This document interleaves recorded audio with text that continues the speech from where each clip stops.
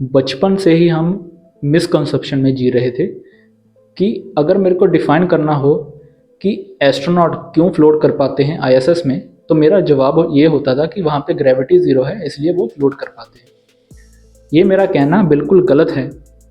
हालांकि जो वो हम एग्जांपल लें मून की, ठीक है, तो वो ऑर्बिट क्यों करता है अराउंड द अर्थ? क्योंकि ग्रेविटी वहाँ पे भी प्रेजेंट है, इसलिए वो ऑर्बिट कर रहा है अराउंड द अर्थ।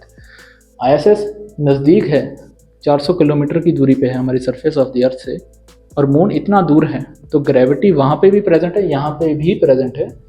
ये कहना कि वहाँ पे ग्रेविटी नहीं है, ये कहना बिल्कुल गलत है। इसको देखते हैं कि जो आईएसएस में जो एस्ट्रोनॉट फ्लोट कर पाते हैं वो सिमिलर कंडीशन है। अगर हम देखें एलिवेटर का केस, अगर मैं एलिवेटर के केस में हूँ तो अगर मैं ऊपर से रस्सी काट दी जाए तो मैं फ्री फॉल करने लगूंगा, और कैसा फ्री फॉल, जो कभी ख़त्म नहीं होता। सिमिलर कंडीशन आईएसएस में है, ऐसा फ्री फॉल जो कभी ख़त्म नहीं होता।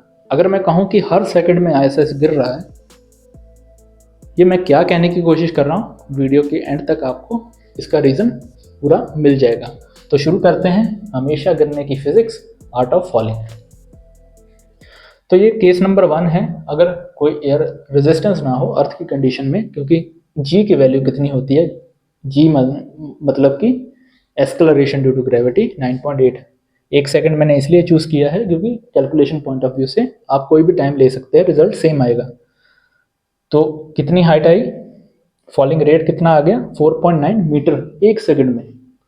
अगर इस मार्कर को मैं यहाँ पे गिराऊं, बशर्ते कि कोई प्रकार का एयर रेजिस्टेंस ना हो, तो ये इस रेट से 4.9 मीटर एक सेकंड में गिरेगा। ठीक है, अगर मैं आपको बोलूं कि इसको मैं ऑर्बिट करवाऊं अराउंड द अर्थ, पॉसिबल है, बिल्कुल पॉसिबल है।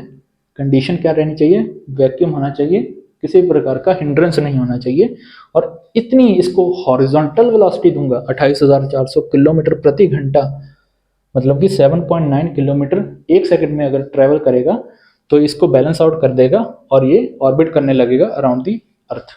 ये मार्कर आपको समझ में नहीं लगा होगा, इसको आईएसएस के रूप में पूरा समझाता हूं।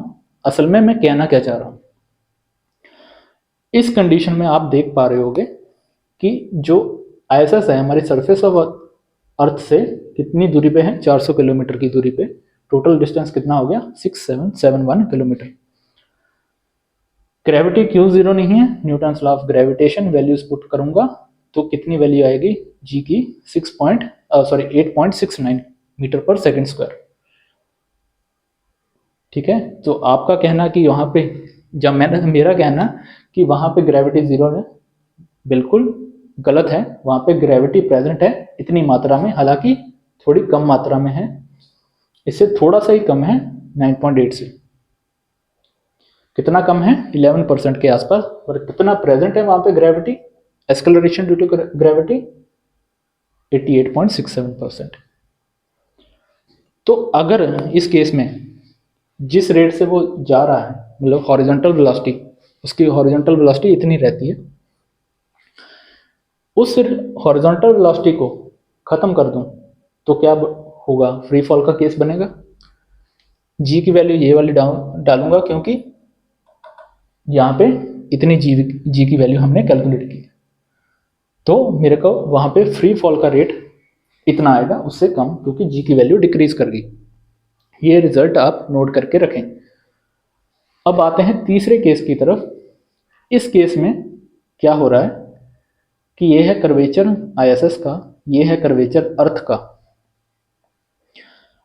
यहाँ पे अगर मैं इसकी हॉरिजॉन्टल वेलोसिटी निकालना चाहूँ तो मैं क्या करूँगा, इसके सेंट्रिपिटल फोर्स को बराबर कर दूंगा ग्रेविटेशनल फोर्स से, जिससे v की वैल्यू कितनी आ गई, 7.66 किलोमीटर पर सेकंड।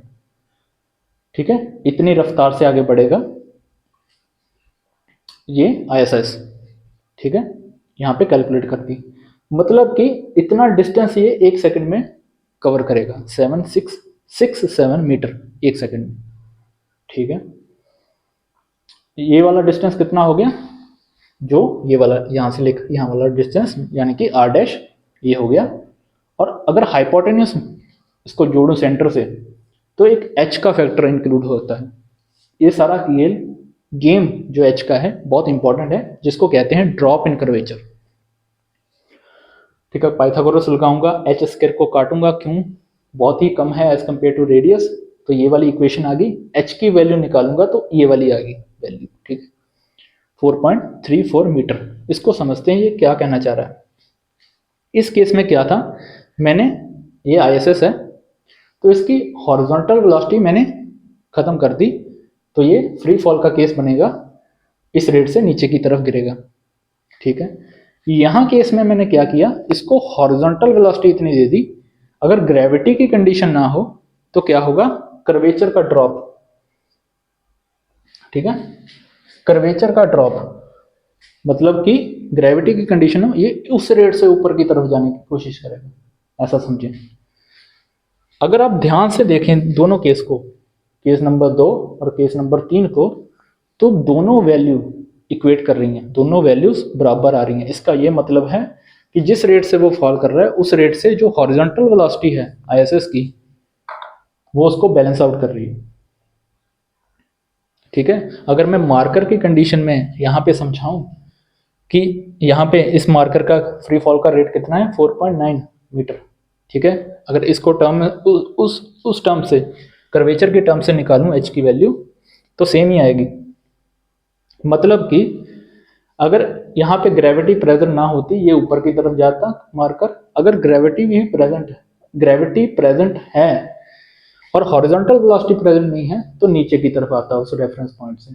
दोनों इक्वेट करेंगे, दोनों अगर होंगे, हॉरिजॉन्टल वेलोसिटी भी ग्रेविटी भी, अगर इतनी वेलोसिटी इसको दूं तो वो फ्लोट करने लगेगा और ऑर्बिट करेगा अराउंड दी अर्थ।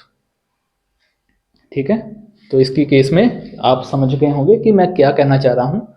तो सिमिलर रिजल्ट क्या आया, जितना फॉलिंग डिस्टेंस है उतना ही कर्वेचर ड्रॉप होगा। अगर मैं इस कंडीशन में इतनी वेलोसिटी, हॉरिजॉन्टल वेलोसिटी दूं और इस रेट से ग्रेविटी के कारण वहां से फॉलो आ रहा है, दोनों बैलेंस आउट हो गए, तो ये ऑर्बिट करेगा, मतलब कि अर्थ के कर्वेचर को पैरेलली फॉलो करता जाएगा। ठीक है, अगर हिंड्रेंस ना हो। ठीक है, अगर किसी प्रकार की हिंड्रेंस आ गई, देखें जो आईएसएस है थर्मोस्फेयर में पाया जाता है। थर्मोस्फेयर हम पढ़ते हैं जो लेयर एक्सोस्फेयर तक 10,000 किलोमीटर की दूरी पर, ये हो गया हमारा 400 किलोमीटर की दूरी पे, वहां पे भी किसी ना किसी प्रकार की थिन एयर पाई जाती है, बट वो हमें महसूस नहीं होती। हिंड्रेंस रहती है किसी ना किसी प्रकार की, मतलब कि 99.9% वैक्यूम रहता है, बाकी थोड़ा सा हिंड्रेंस रहती है। तभी अगर इस कंडीशन में हॉरिजॉन्टल वेलोसिटी हमारी कम होगी तो क्या होगा, जो कर्वेचर जो बैलेंस आउट करने की कोशिश करेगा वो कम हो जाएगा, ये उतना ही रहेगा। ठीक है, उस कंडीशन में तो ये अपना असर दिखाना शुरू कर देगा, मतलब कि ग्रेविटी अपना असर दिखाना शुरू कर देगी यहाँ पे। ठीक है, अगर दोनों बैलेंस आउट हो गए, मतलब कि हम ग्रेविटी को धोखा दे रहे थे। अगर हॉरिजॉन्टल वेलोसिटी हमने कम कर दी जितनी एक्चुअल वेलोसिटी है, तो ग्रेविटी अपना असर दिखाना शुरू कर देगी, तो जो इसका पाथ है, जो ट्रेजेक्टरी है, वो पैरेलल ना होके ऐसी कुछ दिखेगी और यहाँ पे कहीं पे टकरा जाएगा आईएसएस, और 30 से 40 मिनट का समय लगेगा इसको टकराने में आईएसएस को। तो तभी जो आईएसएस को 10 से 12 बार एक साल में थोड़ा सा कैलिब्रेट किया जाता है with the help of thruster, कि ये वाली कंडीशन मेंटेन रहे। ठीक है, इस कॉन्सेप्ट को आप मून के ऊपर भी लगा सकते हो, बहुत ब्यूटीफुल कॉन्सेप्ट है, आपने देख लिया होगा कि 300 साल पहले न्यूटन ने ये कॉन्सेप्ट डेवलप किया था कैनन बॉल की मदद से।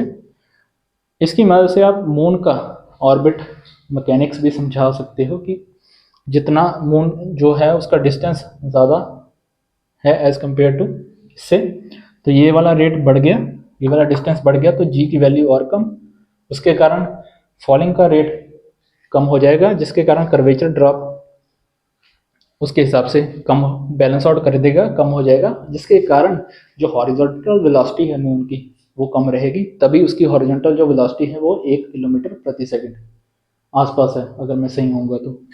ठीक है, तो ये था सारा खेल कर्वेचर का, किसको बैलेंस का आउट कर रहा है, फ्री फॉल को। तभी मेरा मेरा कहना था कि हर रेट से हर सेकंड वो फ्री फॉल की कंडीशन शो कर रहा है। आपको समझ में आ गया होगा कि मैं क्या कहना चाह रहा था। तो ये केस बन जाता है लियो का, लोअर अर्थ ऑर्बिट का, 160 120 पता नहीं 160 से 2000 किलोमीटर की दूरी को कहते हैं लियो ऑर्बिट। उससे आगे मियो, फिर जियो आता है, ऐसे सन का ऑर्बिट आ जाता है, ऐसा करके। तो जितना जितना दूर जाएंगे जी की वैल्यू कम होती जाएगी, फ्री फॉल का रेट कम होता जाएगा, कर्वेचर ड्रॉप उतना भी बैलेंस करेगा। अगर वहां पे हम वेलोसिटी निकालें तो मतलब कि कम वेलोसिटी से वो मूव करेगा। ठीक है, अगर आप ध्यान से नोट कर पाए होंगे कि जो ये 7.9 किलोमीटर पर सेकेंड है, ये वाली वेलोसिटी है, ये कोई और वेलोसिटी नहीं है, और ऑर्बिटल वेलोसिटी कि ऑर्बिट में रहने वाली वेलोसिटी, हॉरिजॉन्टल वेलोसिटी। सो बधाई हो आपको कि आपने ऑर्बिटल वेलोसिटी का पूरा कॉन्सेप्ट इसकी मदद से समझ लिया है। ठीक है, तो यही है first cosmic velocity, orbital velocity.